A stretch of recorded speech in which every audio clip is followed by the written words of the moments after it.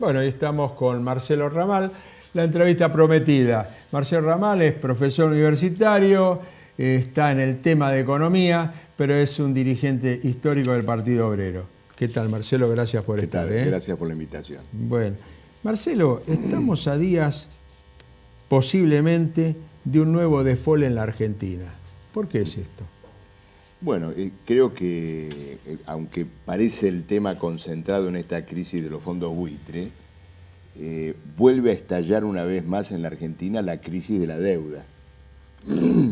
Lo de los fondos buitres parece un tema relativamente menor, 1.600 millones de dólares, pero dispara una realidad donde Argentina hoy, a 13 años de aquel default del año 2001, ya tiene hoy 250.000 millones de dólares de deuda. En el próximo año y medio vamos a tener que pagar alrededor de 15.000 millones de dólares entre capital e intereses, y esto hace alrededor del 70% de las reservas que efectivamente tiene disponibles el gobierno en el Banco Central. Es decir, vuelve a estallar una crisis de deuda con esta cuestión de los fondos buitre.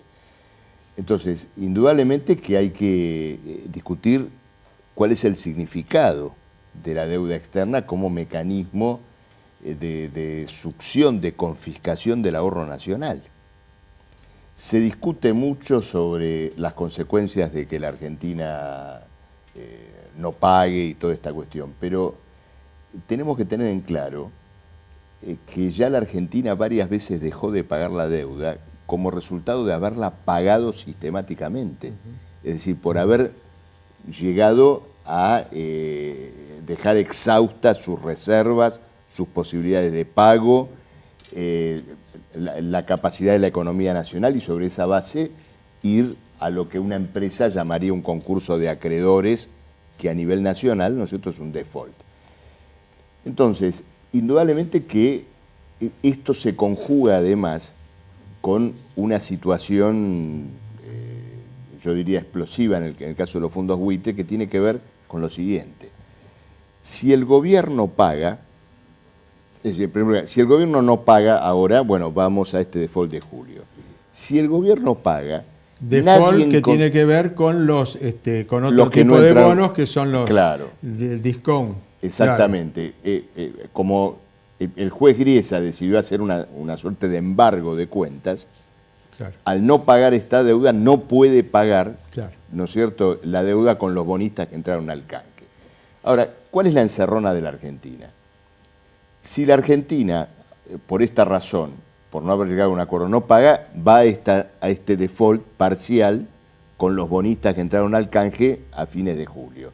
Si paga, nadie encontró todavía la manera de que ese pago negociado no viole la cláusula que se firmó, ¿no es cierto?, en el año 2005, en el sentido de que cualquier pago superior que se hiciera en años futuros dispararía el derecho de los que acudieron al canje a cobrar nuevas acreencias, claro, ¿no es cierto? Claro. ¿Y hay salida de esa encerrona? O por ahora no se ve, salida, si es por ahora no se ve ninguna salida a esto.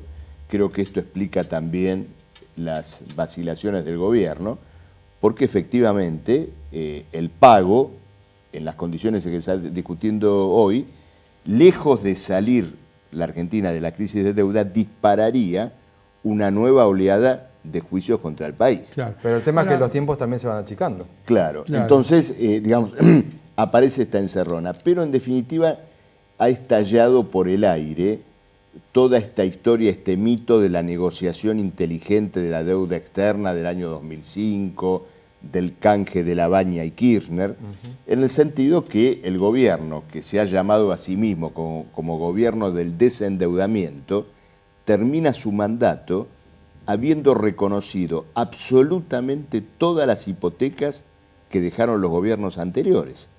Claro. La alianza, el menemismo, la dictadura militar, es decir, asumimos integralmente estas hipotecas y comprometemos al país, ¿no es cierto?, con un ancla, con un lastre enormemente pesado, donde se plantea como compensación que vamos a reconquistar financiamiento internacional. Si lo obtenemos, es solo deuda para pagar la deuda anterior. Y por lo tanto seguir creciendo el mecanismo de endeudamiento hasta que, más temprano que tarde, vayamos nuevamente al default. Los que hoy agitan el fantasma de que la Argentina sí o sí tiene que pagar, deben reconocer que por esta vía la Argentina va a una nueva cesación de pagos más temprano que tarde. Marcelo, ¿y la presencia del presidente ruso en la Argentina y en unos días la presencia también del presidente chino en la Argentina, es una posibilidad de salida de otro tipo de financiamiento, de otro tipo de inversiones que no tengan que ver con el sistema actual dominado por el Banco Mundial, el Fondo Monetario Internacional? Dos cosas.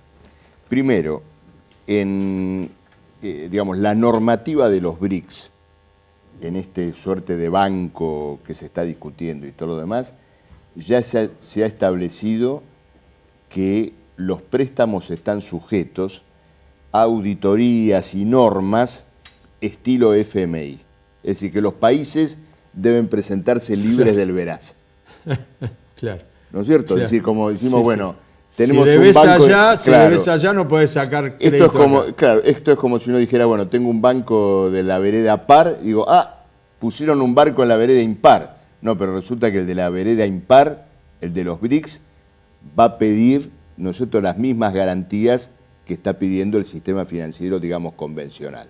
Esta es una cuestión. La segunda tiene que ver con lo siguiente. La posibilidad crediticia que ha ofrecido tanto Rusia y que va a ofrecer China también, está atada a la colocación de sus propios productos y proyectos. Claro. Es decir, que tiene que ver con un financiamiento ligado a inversiones o compras. Sí, tema de vaca muerta, por ejemplo. Exactamente.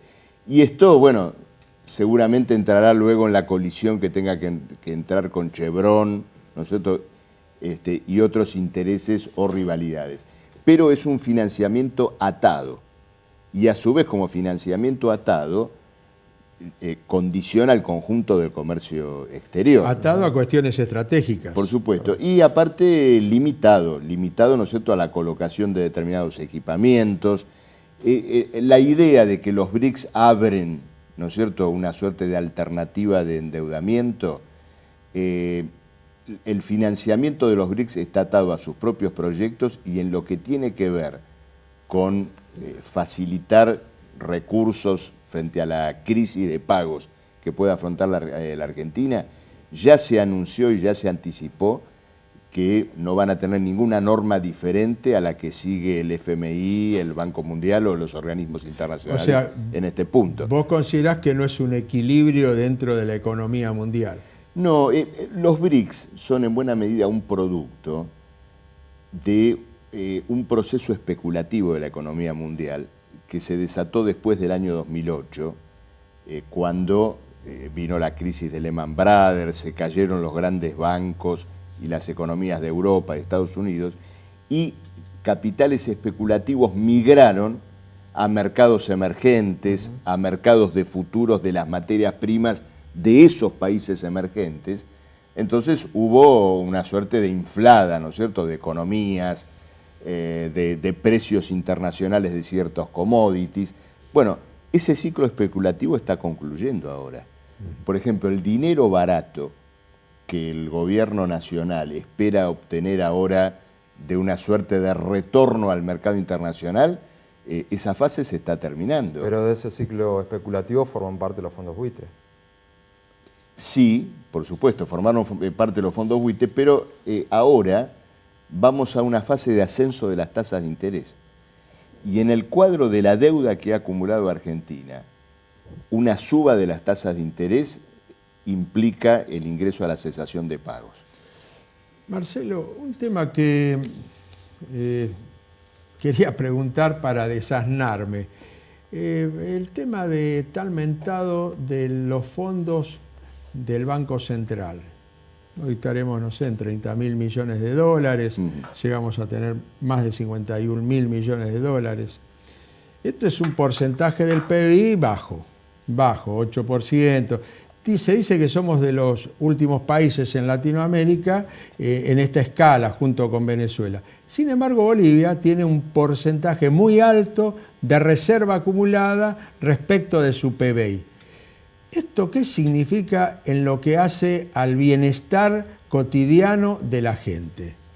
Bueno, es una pregunta interesante. El problema es el siguiente. El bajo nivel de reservas de la Argentina o la caída del nivel de reservas no tiene que ver con una recapitalización del país. Ah, claro. Este es el punto, sino que tiene que ver con un envilecimiento del patrimonio del Banco Central, que hoy tiene las 2/3 partes de su patrimonio en títulos o letras del Tesoro Nacional, que son verdaderos pagadioses, es decir, claro, se renuevan indefinidamente. Entonces, hay una caída de reservas que es resultado de este deterioro del patrimonio del Banco Central. Alrededor de 40.000 millones de dólares que perdió el Banco Central en los últimos años fue para el pago de deuda externa. Justamente esos 40.000 millones hoy están reemplazados por letras del Tesoro.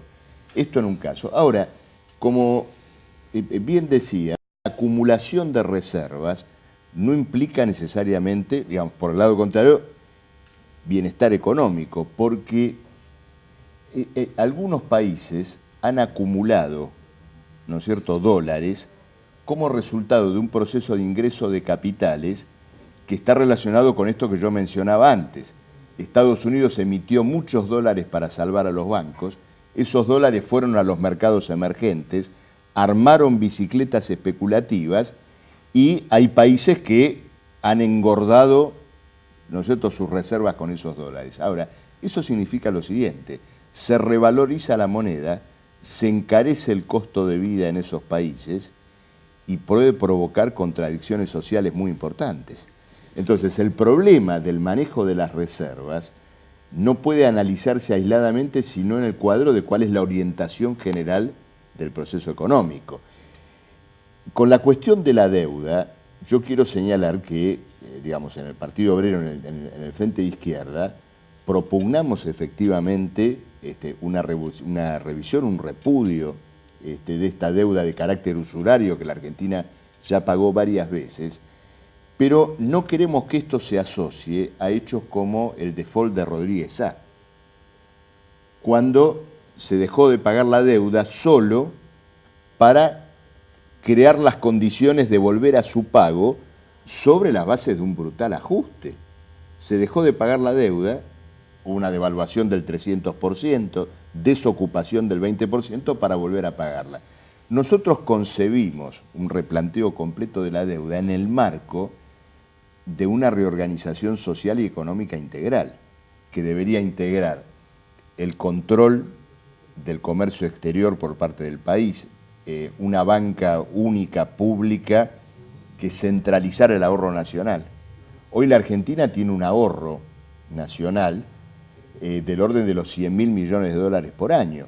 Son recursos que, colocados en un plan de reindustrialización, de desarrollo de obras públicas, bueno, daría enormes posibilidades de desarrollo del país, que naturalmente sería el resultado de terminar con esta suerte de aspiradora del ahorro del país, que es el fenómeno de la deuda. ¿Pero usted cree que es factible que se dé esta situación en caso de que haya otro default? No, ocurre lo siguiente: el default que manejan los gobiernos que han defendido este sistema es un default consistente en dejar de pagar simplemente porque el país está de rodillas. Nosotros planteamos otro recurso frente a la deuda, que es parar la pelota, asumir el carácter completamente usurario que tiene y asociar ese rechazo de la deuda a un replanteo económico y político general, que no tiene nada que ver, ¿no es cierto?, con lo que se hizo hasta ahora. Un gobierno responsable ante una mayoría trabajadora, que adoptara otro tipo de prioridades, haría una revisión de la deuda y colocaría esta cuestión en un plano internacional. ¿Por qué?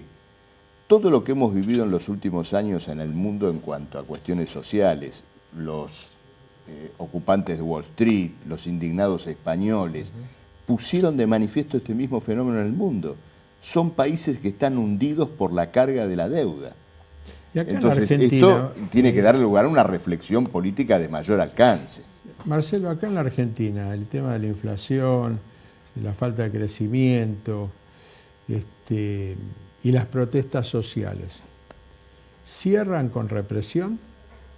No, por supuesto que no. Nadie puede pretender que una situación donde tenemos suspensiones y despidos todos los días, una caída de la industria de 10 meses consecutivos, se vaya a resolver con represión.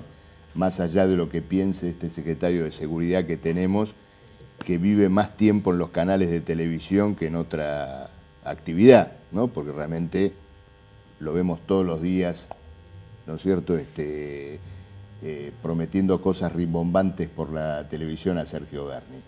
Pero no, indudablemente que no puede cerrar con represión, y este reclamo que aparece cada día más fuerte, en el fondo apunta a otro orden económico y social, que no es este que ha regido la deuda, porque se habla mucho del tema de la deuda, pero no se dicen cuáles son las consecuencias económicas y sociales de que ahora nos carguemos con otra hipoteca más allá de la que ya asumimos con Repsol, con el CIADI y con toda la deuda anterior.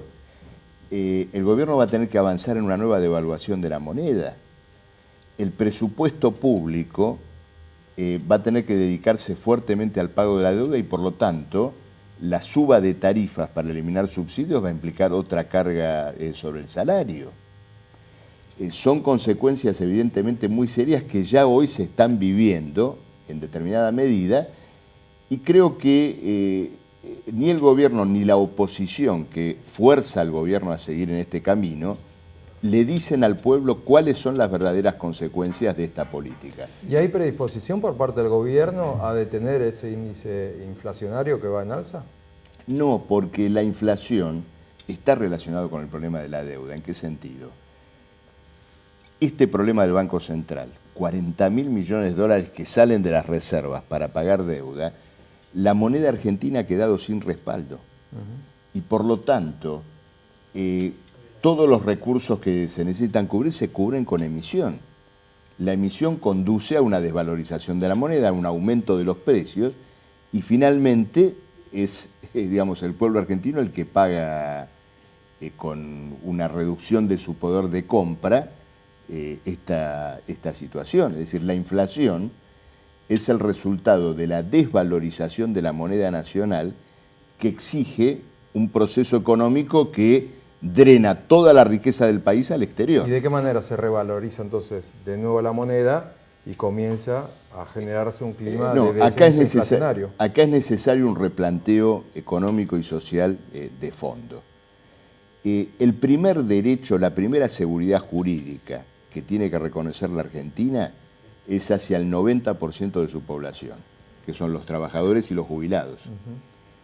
Los derechos que hoy se están discutiendo en el Tribunal de Nueva York deben ser reconocidos a los que producen la riqueza del país. El salario debe cubrir la canasta familiar, la jubilación debe estar relacionada con esto.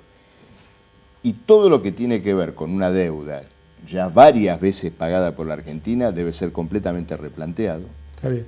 Marcelo, y sobre esta base pensar que tenemos un ahorro nacional que le permite a la Argentina desenvolver un gran proceso de desarrollo sin apelar al endeudamiento.